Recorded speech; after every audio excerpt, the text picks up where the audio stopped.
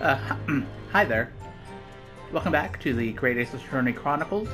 That face is definitely a face to begin a fucking episode, I suppose. um, Last time we got our testimony, we got another testimony down, and we got another testimony to cross-examine, which we might as well just go right into, because there's still a lot to unravel, I imagine. Hold it!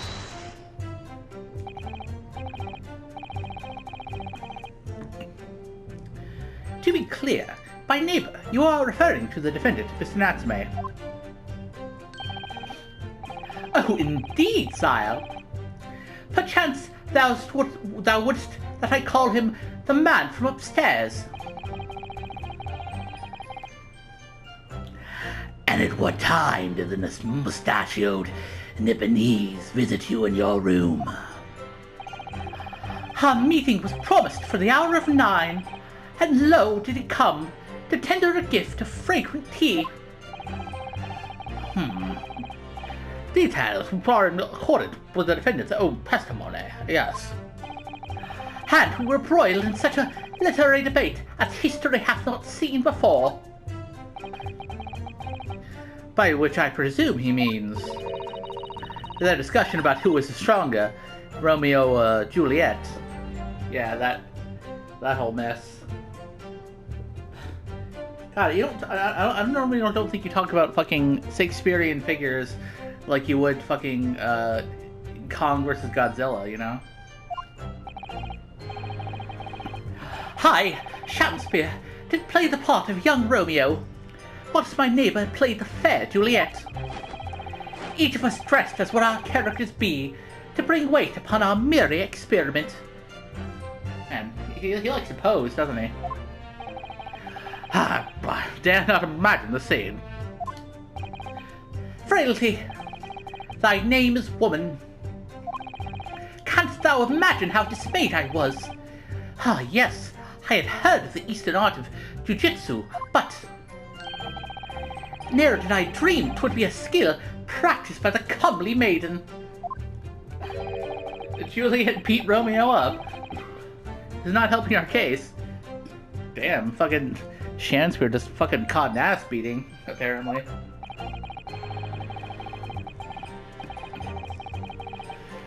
I believe the court has heard enough about your earth-shattering literary debate. I don't know, honestly, I want to know more. Like, it makes it sound like they were actually fighting. But, like, why? Why? You know, just, I don't know. They're two curious fellows, so perhaps I shouldn't expect anything less. Perhaps you could... perhaps you could reiterate your statement about the tea that the accused brought to your room. Oh, my liege, I am thy servant. Gladly I would do thy bidding. But marry, bitter was his drink, and when he left, I did fall prostrate on my table. Also, man, you got enough chin going on? You should fucking spare Gregson some of your chin. Dude could use it. Hold it! Let me stop you there, motherfucker. Miss Natsume left your room at 11 o'clock. But it wasn't until after 2 that the poison made you collapse. Are you saying you let your tea get cold? Like, or not even cold, like lukewarm tea? Like, is that really the best kind of tea? That amounts to more than 3 hours of missing time.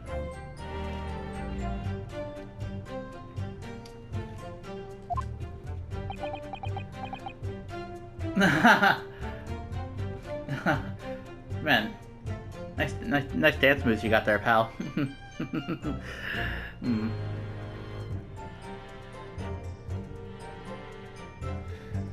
Is that all you're gonna say, or? If the defendant had really put poison into your tea, that 3-hour window of time is something you're going to have to explain, motherfucker. Gladly. 'Tis an easy task. What? What the fuck? I did drink of the tea, not while my guest didst tarry, but after he took leave of me.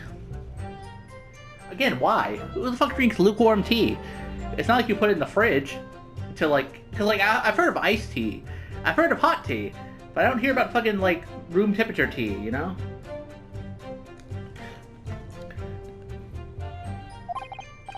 Faith, 'twas stone cold, but at 1 hour past midnight, verily were my lips parched. Objection! That doesn't sound normal. Yeah, you freak.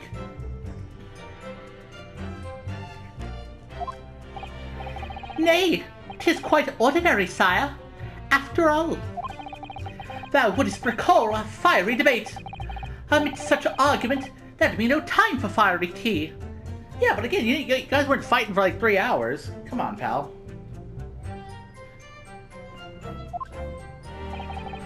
Romeo and Juliet again. And who was stronger? Mr. Shakespeare, in summary, allow me to confirm. Did you not come here with the intention of naming your attacker? Oh, but of course, my liege. 'Twas the stupid lover of words that attempted to shove me off this mortal coil. Ugh, we all know what that means. 'Twas a tea alone did pass my lips that late hour, naught else. Hold it! So, you didn't have any kind of evening meal?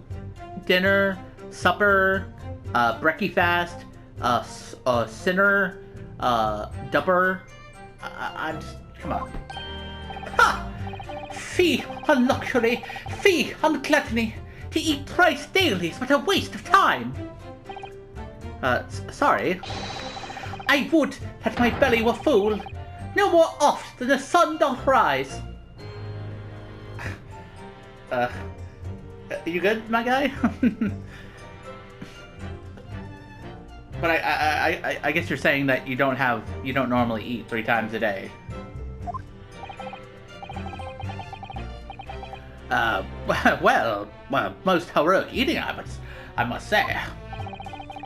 Night and day do I fill my hours with learned study of the great bard and playwright. Hence it is that there doth not not in my chamber be. There doth not in my chamber be than the costumes of my art.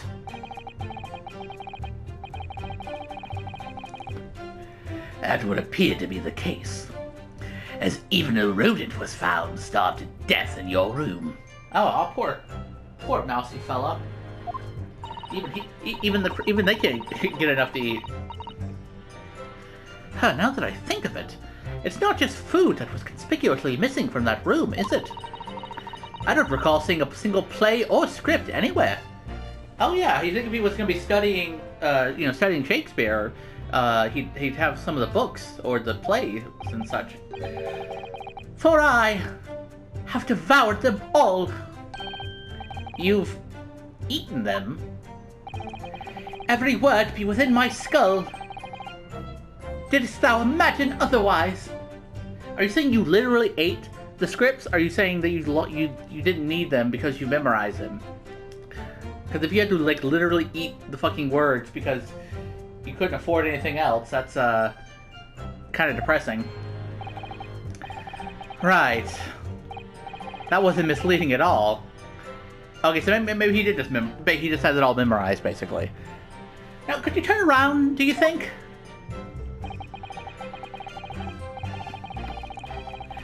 Which brings us to the conclusion that the only way the poison could have passed the victim's lips is in the tea, sis.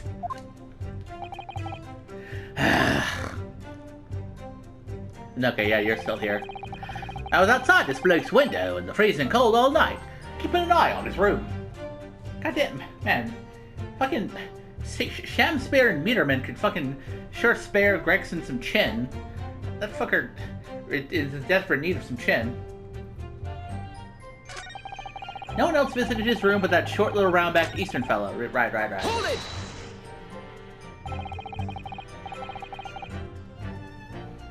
But the windows of that house have all been filled in. How the fuck were you watching that shit?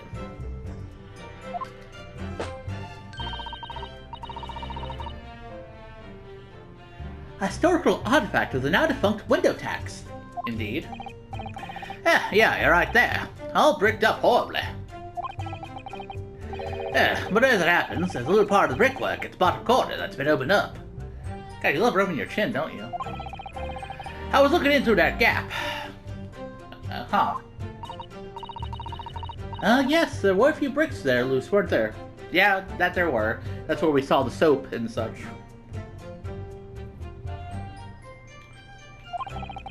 And for some strange reason, a couple of bars of soap lined up on the ledge outside as well. Maybe Shamsir really is. I wonder if Shamsir really is a soap peddler, and like that's how he's you know, he has to like sell and buy soap to, you know, because for like extra profits, you know. I don't like going around poking my chin in other people's business, especially on freezing cold nights. But it's my orders, so that's what I'll keep doing, as long as there's breath in my body.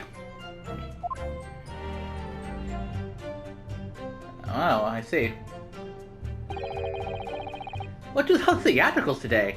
Also, why did that dude's eyes yellow? What the fuck? Are you sure you're not are you jaundiced, my good man?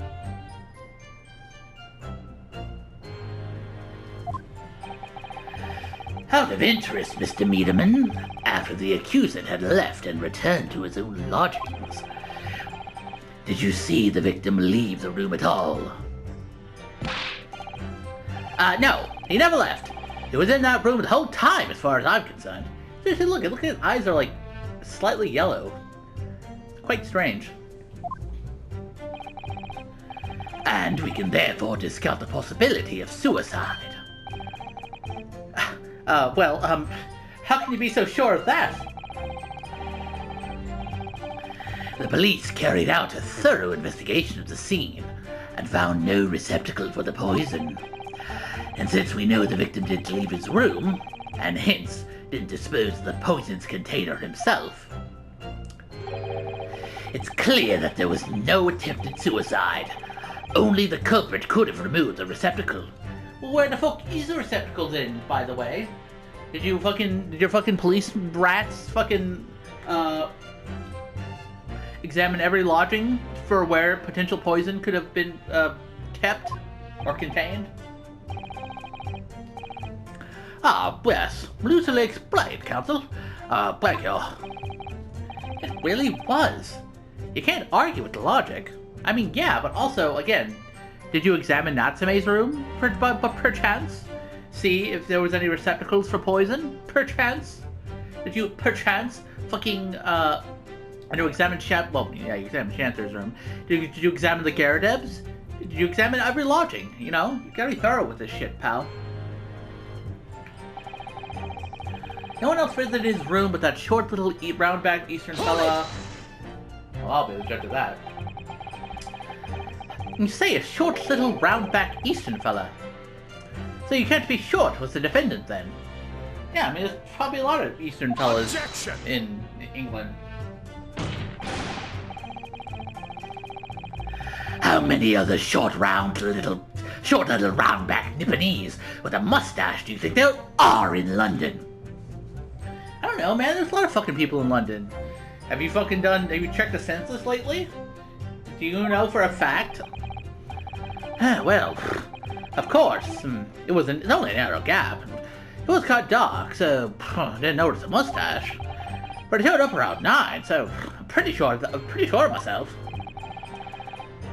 And when the person you saw arrived, did he and Mr. Shamspeare drink tea together? Nah, sorry. Couldn't say. Well, why not? Because I couldn't see into the room all that well, could I? Well, damn, how's your fucking testimony that reliable in the first place if you can't fucking clarify that fact? But what I did see was the silhouette of that little round-backed fella wearing a pretty dress. Then the pair of them started some kind of wrestling match. I tell ya, I didn't know what to make of it. Oh yeah. Okay, so is it a wrestling match or was he using fucking jujitsu? That's what I want to know.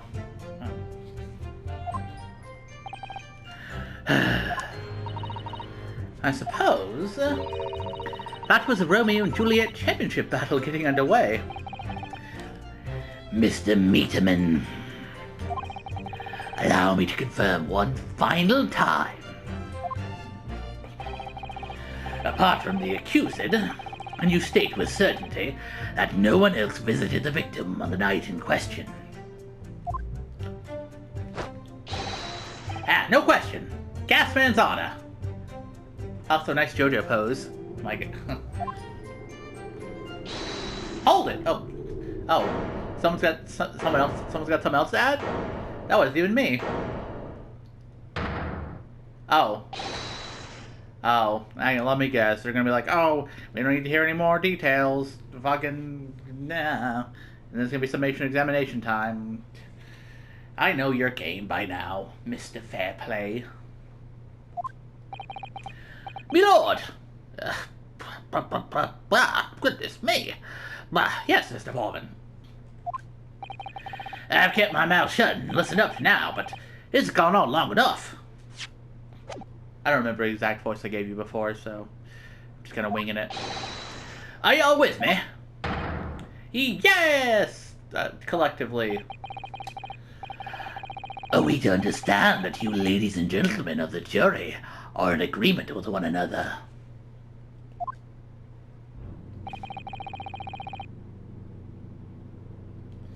That you've reached a unanimous decision?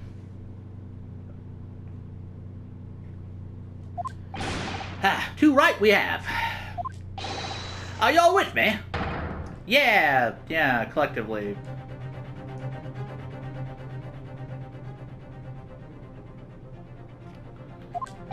So it would seem. Wait! No! The defense is in the middle of a cross-examination. We didn't even get to present anything cool and epic. Yeah, to be honest, I was holding out a bit of hope for you, young man. Yeah, come on, man. You know we've been here before. We know the game, and so do I. You know I'm gonna fucking pull through in the end. Come on, Mr. Fairplay. We shuffled this shuffle before. Yeah, especially after you identified those few hours that followed the accused leaving the victim's room. Yes, the 3 missing hours, as you put it. But in the end, what difference do they make? None, as far as I can see. Again, who the fuck drinks lukewarm tea? That's what I want to know. Like, that's not the whole English stereotype is that they like their tea hot. Why would they wait like 3 hours to go drink some fucking tea?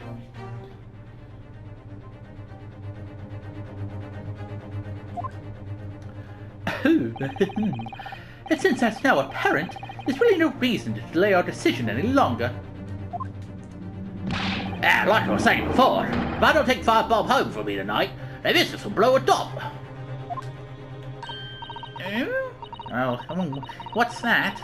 Sorry, I didn't quite catch what you said. Yeah, you don't fucking catch anything, old man. Very well. Let the court be apprised of your decisions. Ladies and gentlemen of the jury, you'll state your leanings as to the defendant's culpability. Guilty! Guilty. Guilty. Guilty. Guilty. Guilty. Guilty. Guilty. Guilty. Oh, it's different. Guilty. Different than how I expected you sounding during Revive.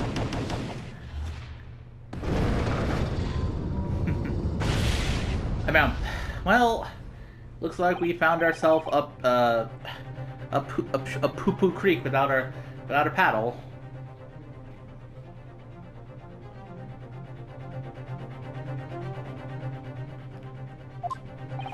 Well, it would appear that the jury is indeed unanimous.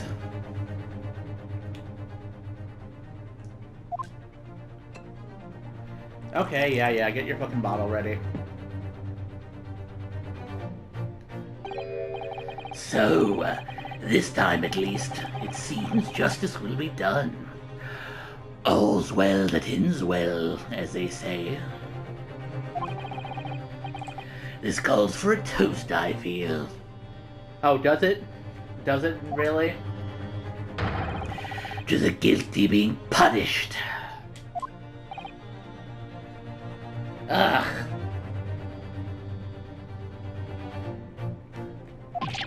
Oh, what? Oh, what?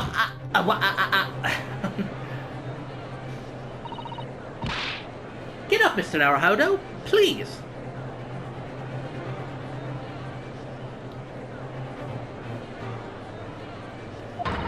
The trial isn't over yet. What do you mean, Mrs. Otto? Oh, come on, you know how it goes. We got a summation examination to get to. What about the information that I found in this encyclopedia of British law I have? That obscure right that belongs to the defense in these situations. You remember? Yeah, you remember, Renosuke. It hadn't been that long. It's been like 2 days. Summation examination. Yes, that's right. We don't have a jury in Japanese courts, of course. But here in a British court of law, if we can reverse the decisions of a majority of the jurors, we can force the trial to continue. This trial can't end now. Also, I just noticed, look, Ryunosuke has one of his little, like, animal plushie version of himself on his shoulder. I didn't notice that till just now. And again, the invisible armband. Seriously, I didn't even notice he had the little guy on his shoulder. Look at that. Whatever it takes. I just can't let that happen. Yo, bitches! I want my motherfucking summation examination, and I want it right the fuck now. Okay? Please? The defense moves to invoke its right to a summation examination, my lord. Why am I not surprised at my learned Nipponese friends' inability to admit defeat? You choose to cling desperately to some archaic rule you barely comprehend instead of accepting the truth. Certainly, no other defense counsel in recent times has exercised the right to a summation examination. Because they all knew that once the jury's mind is set, it cannot be altered. Bro, we've done the fucking summation examination like twice now, in the chronological order of this case. You know how it goes. Nevertheless, the right remains and must be upheld. The defense counsel request is granted. This court will proceed with the summation examination, as outlined in the Encyclopedia of British Law. Thank you, my lord. You and your fellows prepared, Mr. Foreman. Believe me, my lord, we know all about this young lad's tenacity. And we're ready for it. Very well. In that case, ladies and gentlemen of the jury, I hereby call upon each of you to state the grounds upon which you find the defendant guilty of the crime for which he stands accused. Yeah, I still feel like they're kind of shaky grounds. I just feel like they're kind of shaky grounds myself. But, you know. Hey, the victim may not be well off, but he's a noble man, straight up. There's no reason to doubt the man. Oh, well, I do declare, the good gentleman has no reason to lie. Oh, in fact, I think he's rather splendid. Oh, just look at the accused by comparison. He's Japanese, stoops over a while, and has a mustache. Very fishy. Okay, that's pretty fucking messed up, dude. Also, I'm pretty sure there's plenty of British people who have mustaches here, too, you know. Look at Mr. Fairplay. That dude's got facial hair. No one's saying he's fishy. Oh, there's no evidence to suggest the gangling actor is a fraudsman. For now, at least. I really don't care, like. I just need to throw it in quickly. 3 hours of missing time is nothing when you reach my age, you know. Nothing at all. That's not really a fucking... Again, your reasoning... You guys' reasoning needs some work, okay? You can't just be like, oh, he looks he looks trustworthy, and the other guy looks untrustworthy, and also there's no... Well, the no evidence part is fair, I guess, but still. I knew it! Every single one of them seems completely convinced. It would seem that all of the jurors have come to the conclusion that Mr. Shakespeare is a fine, upstanding, and honest citizen. If you ask me, They've all been bewitched by his strange theatrical movements. I mean, they are pretty bewitching, I can't deny. And sadly, nothing Mr. Natsume has said appears to have registered at all. Well, here goes. Let's not forget, I pleaded with the jury on Suzuki-san's behalf before, and it worked. I mean, so you never know. Before we begin, it might be an idea for me to remind you exactly how a summation examination works, Mr. Naruhodo. Oh. Well, you're still very new to British law, after all. That's true, I suppose. And Suzuki-san's fate is entirely in my hands now, too. There's always a chance I might have forgotten some crucial detail. Perhaps I should hear Suzaru-san out. I wonder, should I let her talk me through it again, or not bother? Hey, I don't need that shit. I'm an ace attorney, okay? I'm the great ace attorney, okay? And I remember how the fucking the summation examinations work. So, no need. Thank you for the kind offer, Mrs. Otto. But I've been through plenty of these summation examinations already now. I think it's important that we don't delay the start any longer than necessary. Of course, I understand. And I'm quite sure you're right. If you're confused by anything at any point, you can turn to me for advice whenever you like. I'll be here for you. Indeed. The key to this is listening really carefully to each juror's statement, finding two that are contradictory, and pitting the corresponding jurors against each other. Without further ado, please, counsel, proceed with the summation examination. Yes, my lord. There I be, walking around and shit. I got legs, and I know how to use them. Alright, well, that's one more testimony down, I guess. I mean, I didn't get to present anything cool and epic. But hey, we've got a, you know, we've got a summation examination to do, so I'm sure that'll take up at least a decent amount of time. So I think I will leave things off for now, to wait till the next episode. It seems like most of this hinges on the fact that Shamspear is apparently noble and good, which I guess we're gonna have to disprove and such. But anyway, we'll save that stuff for the next episode. But until then, I will see you around.